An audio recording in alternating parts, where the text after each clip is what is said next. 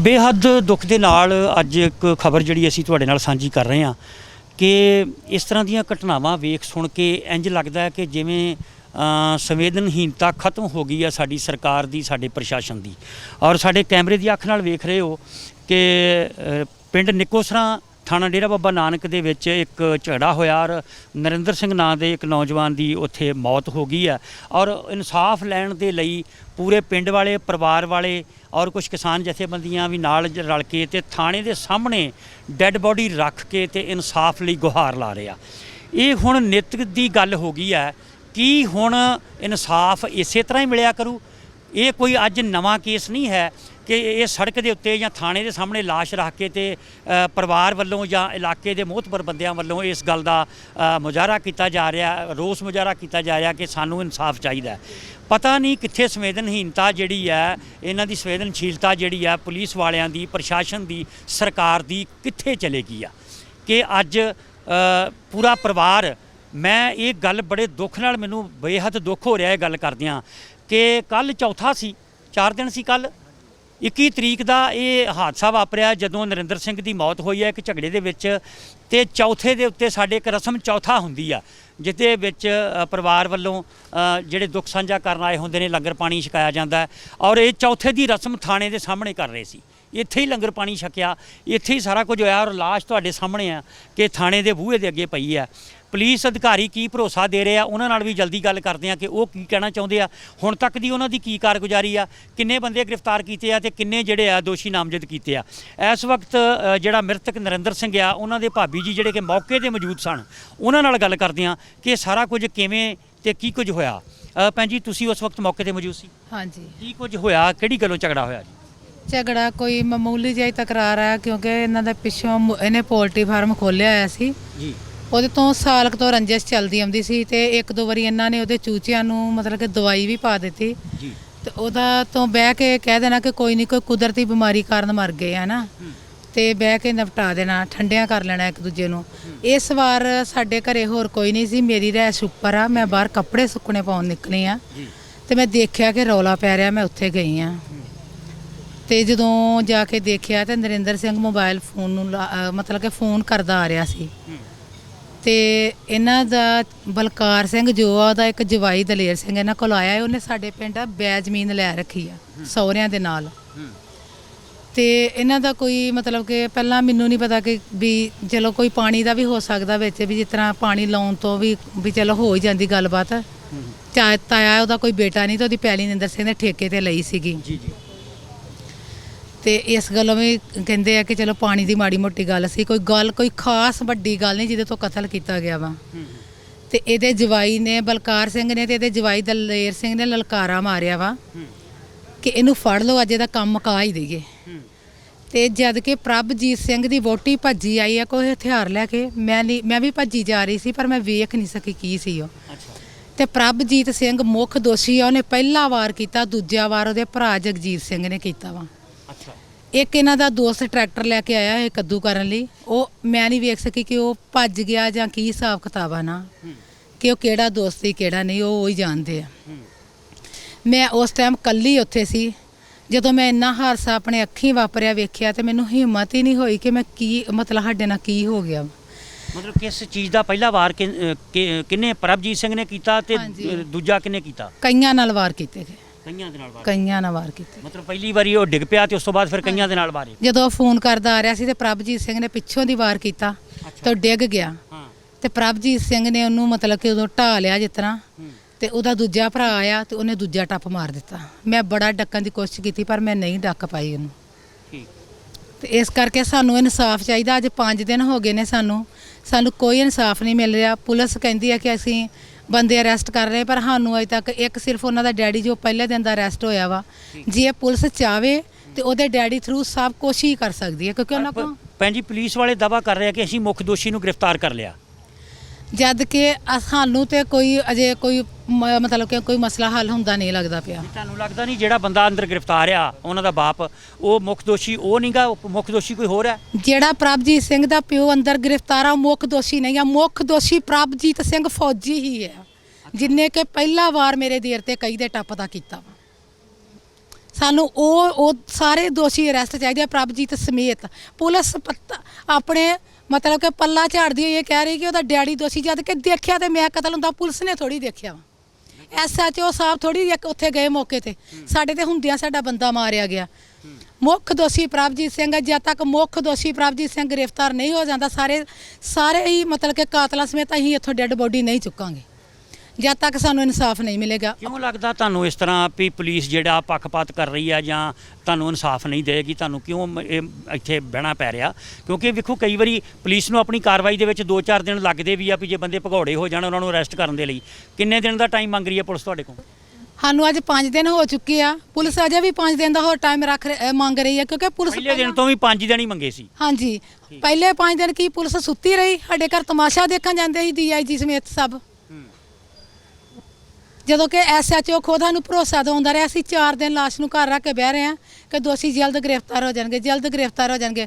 ਪਰ ਜਦ ਆਪਾਂ ਚੌਥੇ ਦਿਨ ਆ ਕੇ ਇੱਥੇ ਆਪਾਂ SHO ਸਾਹਿਬ ਨਾਲ ਥਾਣੇ ਗੱਲ ਕੀਤੀ ਆ ਕਿ ਮਤਲਬ ਕਿ ਦੋਸ਼ੀਆਂ ਦੇ ਤੁਸੀਂ ਰਿਸ਼ਤੇਦਾਰ ਸਾਰੇ ਅਰੈਸਟ ਕਰੋ ਤੇ ਦੋਸ਼ੀ ਆਪਣੇ ਆਪ ਬਾਹਰ ਆਉਣਗੇ ਭੁੱਬਾ ਮਾਰਦੇ, ਤੇ SHO ਨੇ ਅੱਗੋਂ ਜਵਾਬ ਦਿੱਤਾ ਕਿ ਆਪਾਂ ਦੋਸ਼ੀਆਂ ਦੀ ਅਰੈਸਟ ਨਹੀਂ ਪਾ ਸਕਦੇ, ਇਹ ਕਿਤੇ ਕਾਨੂੰਨ ਨਹੀਂ ਆ। ਸਾਨੂੰ ਇਹ ਕਹਿ ਕੇ ਟਾਲ ਦਿੱਤਾ ਗਿਆ। ਫਿਰ ਤੇ ਅਗਲੇ ਤੇ ਕੱਲ ਆਪਾਂ ਫਿਰ ਹਾਰ ਕੇ ਇੱਥੇ ਲਾਸ਼ ਲੈ ਆਏ ਆ। ਜਦ ਤੱਕ ਸਾਨੂੰ ਪੁਲਿਸ ਇਨਸਾਫ ਨਹੀਂ ਦਿੰਦੀ ਅਸੀਂ ਇੱਥੋਂ ਡੈੱਡ ਬੋਡੀ ਨਹੀਂ ਚੁੱਕਾਂਗੇ, ਭਾਵੇਂ ਸਾਨੂੰ ਮਹੀਨਾ ਇੱਥੇ ਕੋਈ ਸੰਘਰਸ਼ ਨਾ ਕਰਨਾ ਪਵੇ।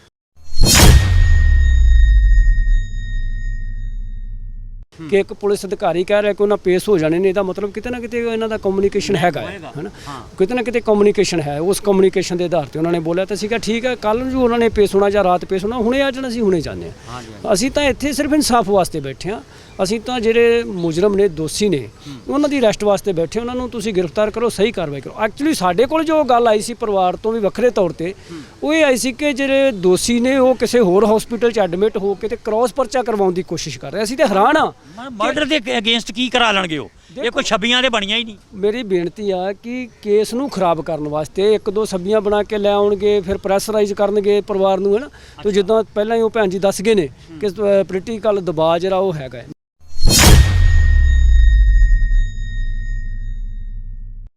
ਇਸ ਵਕਤ ਭਾਰਤੀ ਕਿਸਾਨ ਯੂਨੀਅਨ ਅਗਰਾਹਾਂ ਗਰੁੱਪ ਦੇ ਜ਼ਿਲ੍ਹਾ ਪ੍ਰਧਾਨ ਸਰਦਾਰ ਲਖਵਿੰਦਰ ਸਿੰਘ ਮੰਜੇਵਾਲੀ ਸਾਡੇ ਨਾਲ ਨੇ, ਔਰ ਉਹ ਵੀ ਇਸ ਵਕਤ ਜਿਹੜਾ ਡੈੱਡ ਬੋਡੀ ਲੈ ਕੇ ਜਿਹੜੇ ਪਰਿਵਾਰ ਬੈਠੇ ਨੇ, ਜਿਹੜੇ ਲੋਕ ਬੈਠੇ ਨੇ, ਉਹਨਾਂ ਦੇ ਨਾਲ ਆਪਣੀ ਜਥੇਬੰਦੀ ਵੱਲੋਂ ਇਹ ਵੀ ਇਸ ਮਾਮਲੇ ਦੇ ਵਿੱਚ ਸਾਰੇ ਸ਼ਾਮਲ ਨੇ।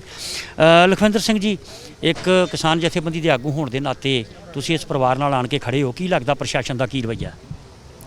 ਵੇਖੋ ਜੀ, ਜੇ ਪ੍ਰਸ਼ਾਸਨ ਸੱਚੀਓ ਹੀ ਲੋਕ ਪੱਖੀ ਜਾਂ ਇਨਸਾਫ ਦੇ ਨਾਲ ਚੱਲਦਾ ਹੁੰਦਾ ਫਿਰ ਸਾਨੂੰ ਲੋੜ ਨਹੀਂ ਸੀ ਬਹਿਣ ਦੀ ਇੱਥੇ।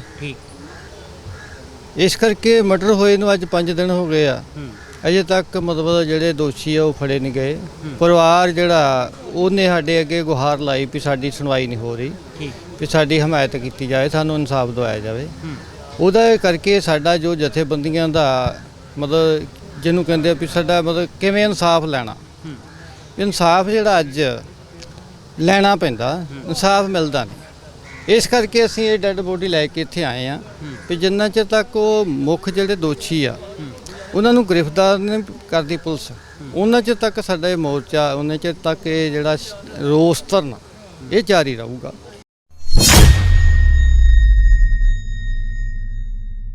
ਇੱਕ ਗੱਲ ਖੁਸ਼ਹਾਲਪੁਰ ਸਾਹਿਬ, ਹੁਣੇ ਮੰਜੇਵਾਲੀ ਸਾਹਿਬ ਪ੍ਰਧਾਨ ਸਾਹਿਬ ਕਹਿ ਕੇ ਗਏ ਨੇ ਵੀ ਇੱਥੇ ਟ੍ਰੈਂਡ ਇਸ ਤਰ੍ਹਾਂ ਦਾ ਬਣ ਗਿਆ, ਤੁਸੀਂ ਇੱਕ ਪੋਲੀਟੀਕਲ ਪਰਿਵਾਰ ਦੇ ਨਾਲ ਵੀ ਸੰਬੰਧਿਤ ਰਹੇ ਹੋ, ਤੁਸੀਂ ਇਸ ਗੱਲ ਨੂੰ ਭਲੀ ਭਾਂਤ ਜਾਣਦੇ ਹੋ ਵੀ ਜਦੋਂ ਵੀ ਕੋਈ ਵਿਧਾਇਕ ਜਿੱਤਦਾ ਉਹਦੀ ਮਰਜ਼ੀ ਦਾ SHP ਲੱਗਣਾ, ਉਹਦੀ ਮਰਜ਼ੀ ਦਾ ਤਹਿਸੀਲਦਾਰ ਲੱਗਣਾ, ਉਹਦੀ ਮਰਜ਼ੀ ਦਾ BDO ਲੱਗਣਾ, ਉਹਦੀ ਮਰਜ਼ੀ ਦਾ SHO ਲੱਗਣਾ, DSP ਲੱਗਣਾ। ਇਹ ਉਹ ਅਫਸਰ ਚੁਣਦੇ ਨੇ ਜਿਨ੍ਹਾਂ ਦੀ ਰੀੜ੍ਹ ਦੀ ਹੱਡੀ ਨਹੀਂ ਹੁੰਦੀ, ਤੇ ਉਹ ਜਿਸ ਤਰ੍ਹਾਂ ਮਰਜ਼ੀ ਜਿਹੜਾ ਵਾ ਉਹਨਾਂ ਦਾ ਲੀਡਰ ਜਿੱਧਰ ਨੂੰ ਮਰਜ਼ੀ ਉਹਨੂੰ ਫਲੈਕਸੀਬਲੀ ਮੋੜ ਲਵੇ, ਜੋ ਮਰਜ਼ੀ ਉਹਨਾਂ ਨੂੰ ਹੁਕਮ ਦੇ ਲੇ, ਜੋ ਮਰਜ਼ੀ ਕਰਵਾ ਲੇ। ਕੀ ਇਹਦੇ 'ਚ ਕੋਈ ਸੱਚ ਹੈ? ਭਾਜੀ ਬਲਵਿੰਦਰ ਸਿੰਘ ਜੀ, ਜਿਹੜੀ ਤੁਸੀਂ ਆਹ ਗੱਲ ਕਹੀ ਹੈ ਨਾ ਵੀ ਹਲਕਾ ਵਿਧਾਇਕ ਦੇ ਕਹਿਣ ਦੇ ਉੱਤੇ, ਸਿਫਾਰਿਸ਼ ਦੇ ਉੱਤੇ SSP ਲੱਗਦਾ, SHO ਲੱਗਦਾ, ਹੋਰ ਤੇ ਛੱਡੋ, SHO ਤੇ ਛੱਡੋ, ਥਾਣੇ ਦਾ ਮੁੰਸ਼ੀ ਵੀ ਲੱਗਦਾ। ਅੱਛਾ, ਮੈਂ 100% ਤਈਦ ਕਰਨਾ ਤੁਹਾਡੀ ਇਸ ਗੱਲ ਦੀ ਕਿ ਥਾਣੇ ਦਾ ਮੁੰਸ਼ੀ ਵੀ ਲੱਗਦਾ। ਔਰ ਜ਼ਿਆਦਾ ਦਰਦਨਾਕ ਗੱਲ ਇਹ ਆ ਵੀ ਉਹ SHO ਅੱਗੇ ਵੇਰਦਾ ਵੀ ਆ ਵੀ ਜਿਹੜੇ MLA ਦੀ ਸਿਫਾਰਿਸ਼ ਦੇ ਨਾਲ ਤੂੰ ਲੱਗ ਕੇ ਆਇਆ, ਮੈਂ ਵੀ ਉਹਦੇ ਨਾਲ ਲੱਗ ਕੇ ਆਇਆ, ਤੂੰ ਮੈਨੂੰ ਬਦਲਾ ਕੇ ਤੇ ਵਿਖਾ। ਇਹ ਫਿਰ ਲੋਕ ਕਿਸ ਤਰ੍ਹਾਂ ਇਨਸਾਫ ਦੇਣਗੇ? ਇਹ ਲੋਕ ਇਨਸਾਫ ਦਿੰਦੇ ਹੀ ਨਹੀਂ। ਜੇ ਅੱਜ ਇਨਸਾਫ ਹੁੰਦਾ ਤੇ ਆ ਜਿਹੜਾ ਵੀਰ ਚੜ੍ਹਾਈ ਕੀਤਾ ਵਾ, ਇਹ ਅੱਜ 5ਵਾਂ ਦਿਨ ਆ, ਅੱਜ 5ਵਾਂ ਦਿਨ ਆ ਇਹਦਾ ਸਰੀਰ ਜਿਹੜਾ ਇੱਥੇ ਪਾਰਥਕ ਸਰੀਰ ਜਿਹੜਾ ਵਾ ਇਹ ਇੱਥੇ ਪਿਆ ਵਾ। ਆਹ ਮੇਰੀਆਂ ਭੈਣਾਂ ਬੈਠੀਆਂ ਨੇ, ਆ ਪਿੰਡਾਂ ਦੇ ਲੋਕ ਬੈਠੇ ਨੇ। ਜੇ ਇਨਸਾਫ ਦੇਣਾ ਤੇ ਦੂਰ ਦੀ ਗੱਲ ਆ, ਇਹਨਾਂ ਦੇ ਇਨਸਾਫ ਬਾਰੇ ਸੋਚਣਾ ਵੀ ਛੱਡਤਾ ਵਾ। ਅਸੀਂ ਹੁਣ ਜਿਹੜੇ ਬਾਰਡਰ ਦੇ ਲੋਕ ਆ ਇਹ ਮਹਾਰਾਜ ਦੇ ਰਹਿਮੋ ਕਰਮ ਤੇ ਆ। ਕਿਦੋਂ ਕਿੱਥੇ ਖੋ ਹੋ ਜਾਣੀ ਆ, ਕਿਤੋਂ ਕਿੱਥੇ ਕਤਲ ਹੋ ਜਾਣਾ ਵਾ, ਕਿੱਥੇ ਗੋਲੀ ਚੱਲ ਜਾਣੀ ਆ, ਕਿੱਥੇ ਸਮੈਕ ਨਾਲ ਕੋਈ ਨੌਜਵਾਨ ਮਰ ਜਾਣਾ ਵਾ। ਇਸ ਹਲਕੇ ਦੀ ਸਾਰ ਲੈਣ ਵਾਲਾ ਕੋਈ ਨਹੀਂਗਾ ਪੰਜਾਬ ਦੇ। ਇਸ ਗੱਲ ਦਾ ਚਰਚਾ ਤੇ ਅਸੀਂ ਸੁਣਦੇ ਰਹੇ ਕਿਉਂਕਿ ਮੈਂ ਖੁਦ ਇਸੇ ਹਲਕੇ ਨੂੰ ਬਿਲੋਂਗ ਕਰਦਾ ਹੋਇਆ ਵੀ ਸਾਡਾ ਹਲਕਾ ਲਵਾਰਸ ਜਿਹਾ ਹੀ ਹੋ ਗਿਆ, ਇਹਦਾ ਵਾਰਸ ਹੀ ਕੋਈ ਨਹੀਂਗਾ। ਲਵਾਰਸ ਹੋ ਗਿਆ। ਔਰ ਸਭ ਤੋਂ ਮਾੜੀ ਗੱਲ ਇਹ ਆ ਵੀ ਜਦੋਂ ਇੱਥੇ ਕੋਈ ਕਾਰਵਾਈ ਹੁੰਦੀ ਆ, SHO ਸਵੇਰੇ ਉੱਠ ਕੇ MLA ਨੂੰ ਪੁੱਛਣ ਜਾਂਦਾ ਕਿ ਮੈਂ ਇੱਥੇ ਕੋਈ ਕਾਰਵਾਈ ਕਰਾਂ ਕਿ ਨਾ ਕਰਾਂ। ਮੈਂ ਨਹੀਂ ਤੇ ਦੱਸੋ, ਮੇਰੀ ਗੱਲ ਸੁਣੋ, ਆ ਥੋੜੇ ਦਿਨ ਹੋਇਆ 2 ਥਾਣੇਦਾਰ ਮਾਰੇ ਆ। 2 ਥਾਣੇਦਾਰ ਮਰੇ ਆ, 2 ਜਗਰਾਓਂ ਤੇ ਕਲਕੱਤੇ ਜਾ ਕੇ ਉਹ ਮੁੰਡੇ ਨੂੰ ਫੜ ਕੇ ਉਹਨੂੰ ਕੋਹ ਕੇ ਮਾਰਿਆ, ਜਾਂ ਜਿਸ ਤਰੀਕੇ ਨਾਲ ਵੀ ਮਾਰਿਆ। SHO ਜਾਂ ਥਾਣੇਦਾਰ ਮਰਿਆ, ਵਰਦੀ ਵਾਲਾ ਮਰਿਆ ਵਾ, ਤੇ ਬੰਦੇ 5ਵੀਂ ਸਟੇਟ ਚੋਂ ਟਰੇਸ ਹੋ ਗਏ ਆ। ਤੇ ਇੱਥੇ ਪੁਲਿਸ ਕੀ ਨਹੀਂ ਕਰ ਸਕਦੀ।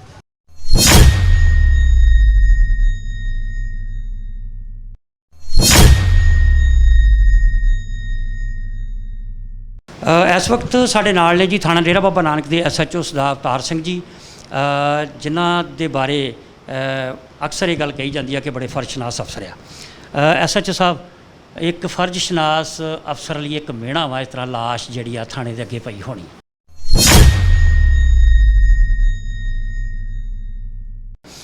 SHO ਸਾਹਿਬ, ਕਿਤੇ ਨਾ ਕਿਤੇ ਪਰਿਵਾਰ ਇਹ ਗੱਲ ਇਲਜ਼ਾਮ ਲਾ ਰਿਹਾ ਕਿ ਪੁਲਿਸ ਜਿਹੜੀ ਹੈ ਥੋੜੀ ਢਿੱਲੀ ਕਾਰਗੁਜ਼ਾਰੀ ਕਰ ਰਹੀ ਹੈ, ਕੀ ਕਹਿਣਾ ਚਾਹੋਗੇ?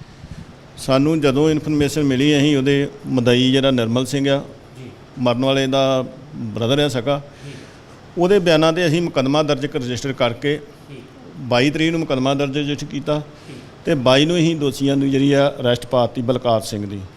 ਉਸ ਤੋਂ ਬਾਅਦ ਆ ਜਿਹੜੀਆਂ ਨੇ ਮਾਨਯੋਗ ਸਾਡੇ SSP ਸਾਹਿਬ ਦੀ ਹਦਾਇਤਾਂ ਮੁਤਾਬਕ ਅਸੀਂ ਪੁਲਿਸ ਪਾਰਟੀਆਂ ਬਣਾ ਕੇ ਥਾਂ ਤੇ ਰੇਡ ਕੀਤੇ ਨੇ, ਰਿਸ਼ਤੇਦਾਰਾਂ ਦੇ ਦੋਸਤ ਦੇ ਰੇਡ ਕਰਕੇ ਜਿਹੜੀ ਉਹਨਾਂ ਨੂੰ ਜਲਦੀ ਦੋਸ਼ੀਆਂ ਨੂੰ ਜਿਹੜੇ ਰਹਿੰਦੇ ਨੇ ਗ੍ਰਿਫਤਾਰ ਕੀਤਾ ਜਾਊਗਾ। ਹਾਂਜੀ, ਮਤਲਬ ਕਿਸੇ ਤਰ੍ਹਾਂ ਜਿਵੇਂ ਪਰਿਵਾਰ ਵਾਲੇ ਸਮਝਦੇ ਆ ਜਾਂ ਕੁਝ ਕਿਸਾਨ ਆਗੂ ਵੀ ਇੱਥੇ ਪਹੁੰਚੇ ਹੋਏ ਆ, ਜਿਹੜੇ ਉਹ ਕਿਤੇ ਨਾ ਕਿਤੇ ਇਸ ਗੱਲ ਦਾ ਇਲਜ਼ਾਮ ਵੀ ਲਾ ਰਹੇ ਆ ਵੀ ਕਿਤੇ ਨਾ ਕਿਤੇ ਸ਼ਾਇਦ SHO ਸਾਹਿਬ ਤੇ ਕੋਈ ਪੋਲੀਟੀਕਲ ਪ੍ਰੈਸ਼ਰ ਆ, ਉਹਦੇ ਬਾਰੇ ਕੀ ਕਹਿਣਾ ਚਾਹੋ? ਨਹੀਂ ਜੀ, ਕੋਈ ਪੋਲੀਟੀਕਲ ਪ੍ਰੈਸ਼ਰ ਨਹੀਂ ਸਾਡੇ ਤੇ। ਅਸੀਂ ਤੇ ਨੋਟ ਮੈਟ ਦੇ ਆਧਾਰ ਤੇ ਜਿਹੜਾ ਇਹਨਾਂ ਨਾਲ ਧੱਕਾ ਆ ਤੇ ਦੋਸ਼ੀਆਂ ਨੂੰ ਜਿਹੜਾ ਅਸੀਂ ਜਲਦੀ ਗ੍ਰਿਫਤਾਰ ਕਰਕੇ ਤੇ ਇਹਨਾਂ ਨੂੰ ਇਨਸਾਫ ਦਿਵਾਵਾਂਗੇ। ਮਤਲਬ ਇੱਕ ਕਤਲ ਦਾ ਮਾਮਲਾ ਬੜਾ ਗੰਭੀਰ ਮਾਮਲਿਆਂ ਦੇ ਵਿੱਚ ਆਉਂਦਾ ਹੈ ਤੇ ਮੈਂ ਸਮਝਦਾ ਕਿ ਇਹਦੇ ਵਿੱਚ ਜਿਹੜੇ ਆ ਪੁਲਿਸ ਆਪਣੀ ਇਮਾਨਦਾਰੀ ਨਾਲ ਕਾਰਵਾਈ ਕਰੇ ਤੇ ਜਲਦੀ ਦੋਸ਼ੀ ਸਲਾਖਾਂ ਪਿੱਛੇ ਜਾਣਗੇ, ਜ਼ਰੂਰ ਫੜੇ ਜਾਣਗੇ, ਜਲਦੀ ਗ੍ਰਿਫਤਾਰ ਕਰਾਂਗੇ। ਬਹੁਤ ਮਿਹਰਬਾਨੀ ਜੀ। ਔਰ ਜਿਵੇਂ SHO ਸਾਹਿਬ ਨੇ ਦੱਸਿਆ ਕਿ ਕਿਸੇ ਤਰ੍ਹਾਂ ਦਾ ਕੋਈ ਪੋਲੀਟੀਕਲ ਪ੍ਰੈਸ਼ਰ ਨਹੀਂ ਹੈ ਔਰ ਗੰਭੀਰ ਅਪਰਾਧਾਂ ਦੇ ਵਿੱਚ, ਕਿਉਂਕਿ ਜਦੋਂ ਕੋਈ ਚੀਜ਼ ਮੀਡੀਆ ਟ੍ਰਾਇਲ ਬਣ ਜਾਂਦੀ ਆ ਜਾਂ ਬਹੁਤ ਸਾਰੇ ਲੋਕਾਂ ਦੀ ਨਜ਼ਰਾਂ 'ਚ ਹੁੰਦੀ ਆ, ਸੀਨੀਅਰ ਆਫੀਸਰਸ ਦੇ ਨੋਟਿਸ ਦੇ ਵਿੱਚ ਸਾਰਾ ਕੁਝ ਹੁੰਦਾ ਹੈ ਤੇ ਉੱਥੇ ਕੋਈ ਇਸ ਤਰ੍ਹਾਂ ਦੇ ਪ੍ਰੈਸ਼ਰ ਨਹੀਂ ਲਏ ਜਾਂਦੇ। ਉੱਥੇ ਜੋ ਜਾਇਜ਼ ਕਾਰਵਾਈ ਆ, ਕਾਨੂੰਨੀ ਦਾਇਰੇ ਦੇ ਵਿੱਚ ਰਹਿ ਕੇ ਜੋ ਜਾਇਜ਼ ਕਾਰਵਾਈ ਆ ਦੋਸ਼ੀਆਂ ਦੇ ਖਿਲਾਫ ਜਿਹੜੀ ਆ ਉਹ ਕੀਤੀ ਜਾਵੇਗੀ। ਇਸ ਗੱਲ ਦਾ ਭਰੋਸਾ ਦਿਵਾਇਆ ਜੀ ਸਾਨੂੰ SHO ਸਾਹਿਬ ਨੇ।